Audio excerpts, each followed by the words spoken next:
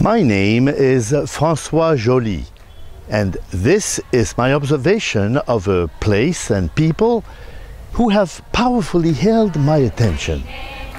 20 kilometers from the holy town of Mathura, amidst 12 forests in the land of Vraj, is a long, narrow and intriguing hill. Roughly 10 kilometers long and barely a couple hundred meters wide, Govardhan Hill enjoys the odd privilege of having throngs of pilgrims walk around it day and night, 7 days a week, summer and winter, 365 days a year. Religious scripture and tradition suggest that 5,000 years ago Krishna, in a playful and exquisite form as a cowherd boy, sported on these slopes with his playmates, with cows and calves, and danced with the milkmaids of his village. Ever since then, the hill has become a place of pilgrimage.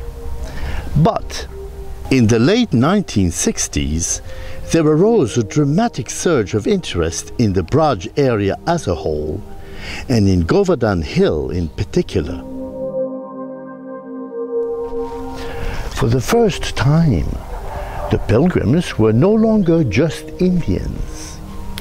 When I first came here some 38 years ago, I had to go to Vrindhavan to find an occasional foreigner, and now the place seems to be flooded. There seems to be a big increase in religious interest, especially in India.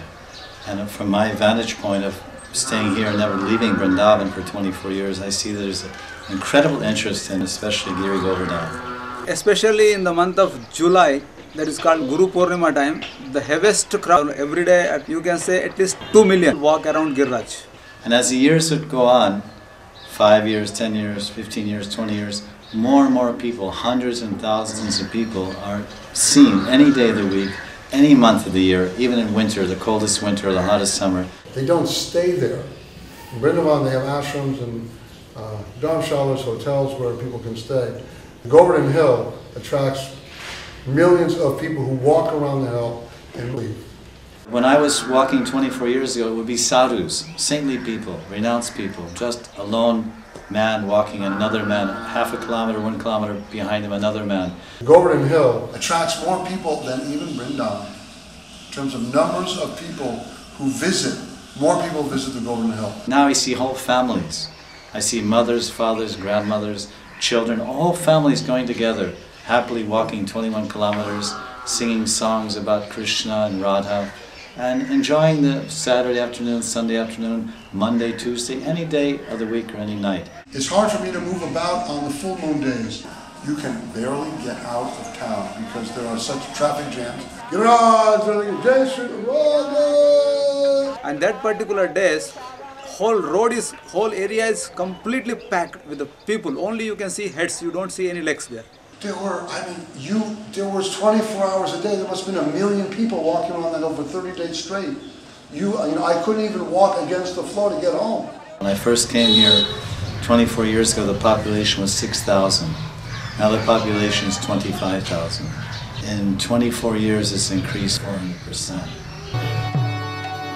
Why would this remote cluster of villages have one of the fastest growing popularity and population in today's India?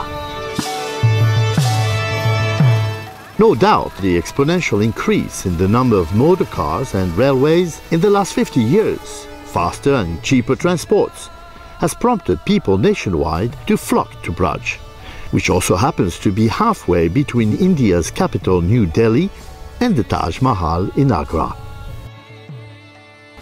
Most pilgrims get off at Mathura Junction, Vraj's very own Grand Central Station, after journeys of maybe several days. But that's nothing compared to weeks on a bullock cart, as one did for centuries. India's love for pilgrimage is timeless. So, with an array of comfortable hotels springing up in Vraj's favorite locations, one is even more keen to go on pilgrimage today than in the past. Add to this global advertising and internet-based travel websites. Your flight, train and hotel are all pre-booked for you before you even step outside of home. There you have it.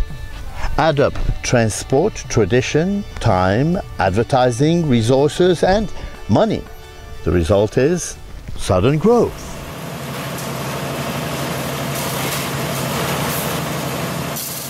Yet none of these factors would be enough to bring me and countless others to Govardhan Hill.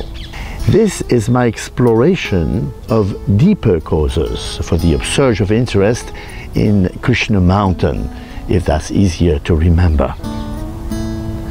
Some of what follows will sound fanciful or far-fetched. Some I find compelling. Some is obscure and soul-searching. The rest, simply enchanting.